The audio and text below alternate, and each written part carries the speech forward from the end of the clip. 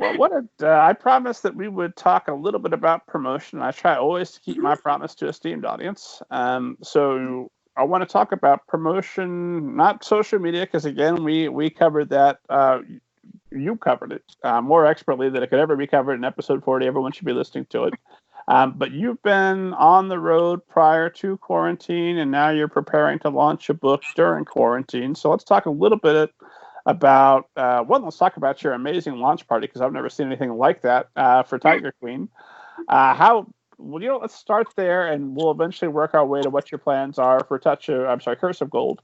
Now that we're going to have to be doing a promotion through quarantine, how do you get a launch party put together the way yours was for Tiger? How many people were there for people that weren't there? There were a couple hundred, 200 or 300 people there, which is actually smaller than a Touch of Gold. At Touch of Gold, there were like 400 people. Yeah, it was. We had to like start talking about like fire code limits, all this kind of stuff, and we knew that going in. One of the benefits of, I guess, of being born and raised in the Hoosier State is, I have a big network of friends, family, people here. So yeah, it was so nice to just have all these people. So what we did at the book launches, obviously the cake is one of like the most important things for me, because you guys, I love cake so much. And so for a Touch of Gold, and you can actually see all these pictures on my Instagram, a Touch of Gold, the cake was it's like the size of a wedding cake, with like 4 tiers, and around the edge of it was a whole bunch of book spines made out of fondant, so it was edible. And I got to pick all the books that I wanted written on it, and so it was just like these towers of books, and that was a ton of fun. And then for Tiger Queen, it was a like life-size tiger that they actually thought it might collapse the table because it weighed so much. I think it was like the heaviest cake they've ever made, and they couldn't even tell me how much it weighed. It was a lot.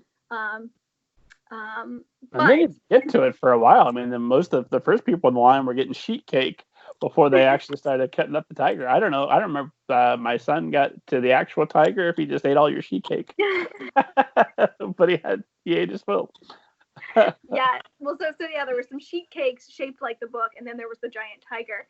And we did the sheet cake so that, some people could like look at the tiger for a while. And then we ended up with like half the tiger left, which is fine because my mom actually volunteers at a soup kitchen on a weekly basis. So we send all the extra cake down there. We're like, have some delicious cake. And they're like, thank you. This is awesome. So we do that. But yeah, a lot actually goes into planning that. I mean, first, it's like a team effort. Really, my mom is like the main help there. She, helps me coordinate, because we always have like color coordinated decorations and plates and napkins and tablecloths and forks. And for a Touch of Gold, I even put up like a photo booth area. I can't remember if I did that for Tiger Queen or not, but like, I had brought in all these like gold themed props, like a gold boa that goes around your neck and big gold glasses and gold crowns and things you could dress up in. I really wanted it to just be a fun experience. Plus, I knew the signing line would be very long to get to me. So I wanted people to have things that they could do while they were waiting that would be fun. We did a lot of giveaways as well. And so one thing we did, we went to a couple local companies and we said, hey, we're going to have this massive event. Would you like to just give us like a $20 gift card, because the event's like right across the street from here. People will know this area, they'll come back here. And so a couple people did that. So we put together some really nice gift baskets as well. And yeah, it was a big party. We tend to do a lot of decorations. I know a Touch of Gold, we gave out like golden bead necklaces to everybody, all that kind of stuff. So it's a big production. There's a lot. I mean, I like to say it's like planning a mini wedding, like every time I do one, which is a lot, because I mean, yeah, you're thinking about. No, I've been to weddings that were not as nice as your signing. Yeah, it's definitely a lot that goes into it. Just ahead of time, from the planning, from even the day of, like I have a schedule written out for everybody of who needs to be where, when, what time, who's bringing what, who's setting up what, where are things going. I would walk, it was at Barnes and Noble, and so I would walk with the store manager ahead of time and be like, this is going here, let's put this here, let's talk about how this goes here, and how the flow of the line would move and things like that. And so we had to actually like go in and walk through that all, because we knew we would have so many people at these events. And so this year, like we're getting to now, is going to be completely different. And I actually don't think I'll probably be able to have any sort of in-person launch party, which is super sad, because those are always my favorite event, because it's just full of people that I know and love. who are there to support me, and it's just such a special time. And actually, in Tiger Queen, if you open it up your copy, you will see that one of the people it's dedicated to is actually my English teacher from middle school. And so one thing we did at the launch party is we surprised her. She actually did not know that the book was being dedicated to her. We managed to keep it a secret. And when her copy arrived a few days before the launch party, her husband intercepted it in the mailbox and was able to hide it from her until they got to the party. And she kept being like, "Where's my book? Can you just give it to me?" And he's like, "Oh, I got it in my pocket. I got it. It's fine. I'll give it to you later." And then we were able to surprise her in front of her family, who they had secretly invited, and honor her because she is the one who had taught me that short story, The Lady or the Tiger. So we were able to kind of honor her in that way. So it's a big production of like, at this hour we honor her, and then this we do the questions. And so like, yes. And now it's going to be completely different. I'm probably going to do some sort of online launch party, and maybe even a couple online launch parties. I know a couple Facebook groups have offered to host me. So keep your eyes on my social media. We'll see what happens there. I'm still working on pre-order giveaways. I do love a good pre-order incentive. I don't know whether I have a couple of items already sort of picked out. I'm waiting to hear back on a few more before I make final decisions, but I love doing pre-order incentives because I think gifts are probably my love language. So I'm like, yes, have a gift. You bought my book. Like, let me give something to you. So I love doing that, and it's always fun to just kind of do that research. And yeah, even just doing events like this amazing podcast, talking to people, doing anything I can to kind of get the word out about the book, knowing that there won't be as many opportunities as there were in the past to kind of go and tell people about it. Of course, this is your second appearance, so you know about the middle grade ninja bump that you immediately experience and can see it across your book sales like a tidal wave moving through. So I'm sure that will be helpful.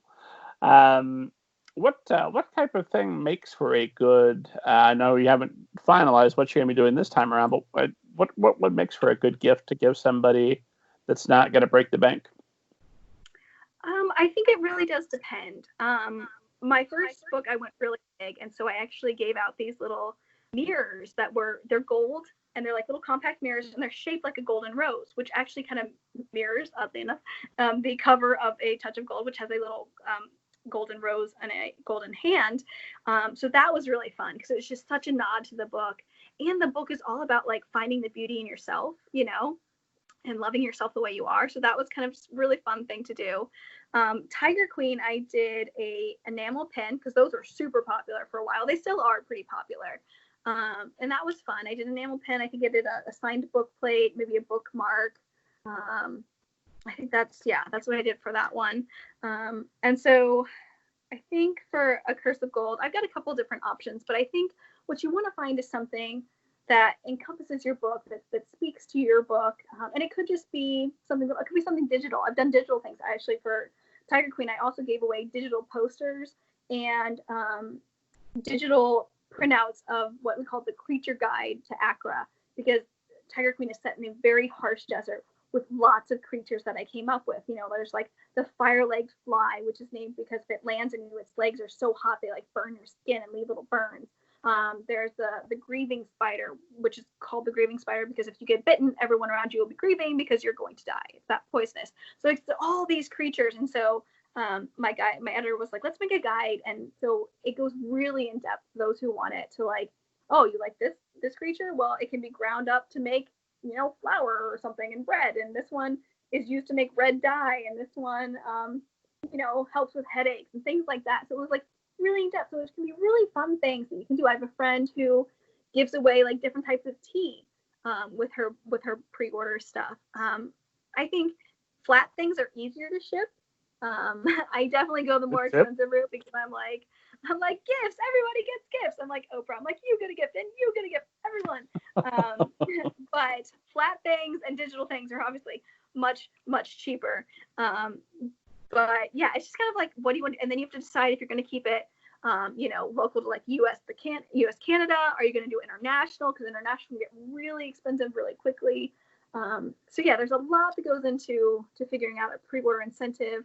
And then you can even have on top of that, like, do you have one person who gets like a big prize that you choose, and then like everybody gets things. So there's a couple different ways you can run them. But I tend to run my own. So like if you were entering, I'm the one. My mom helps. She's huge help.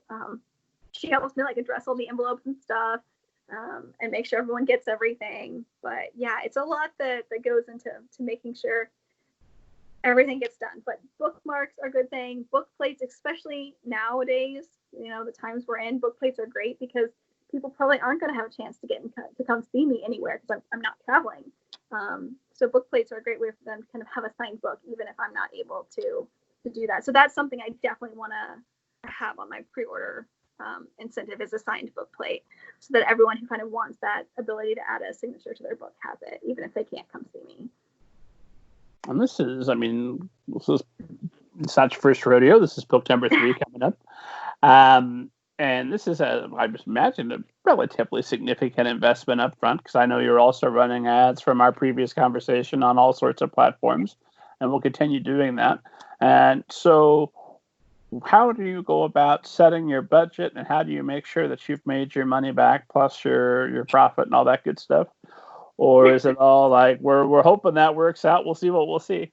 It's a lot of like, let's hope that works out. And then sometimes I'm like, I'll do another ad and another one. And then I get the bill and I'm like, what have I spent that much? Because those like $25 here, $50 here, they add up pretty quickly. But at the same time, I always looked at my first book as an investment. I always said, like, I will spend what it takes to hopefully get noticed, to get the word out there, to get people talking about it, because I want it to be a career, right? I don't want it to be a one-hit wonder. And so I think, you have to invest money to make money, often is the case. And so I was not so much concerned with that. I kind of looked at it like, oh, here's the money we're paying you for this book. Is like, okay, that's my marketing budget, which I'm like, okay, I'll do that. So I think that's kind of how I look at it more, is it's an investment to be able to do future books, because this is what I love. I love to write. And so, yeah, honestly, like, I probably don't make much money at all right now still, even with book 3, because I do put so much into, pre-order incentives, even just traveling. I mean, my publisher will often send me to 1 or 2 events, but I'm often doing 8 or 10 events a year. And so those other ones are on me, and I've got to cover that. You're not charging the venue? Or having the venue at least kind of help out?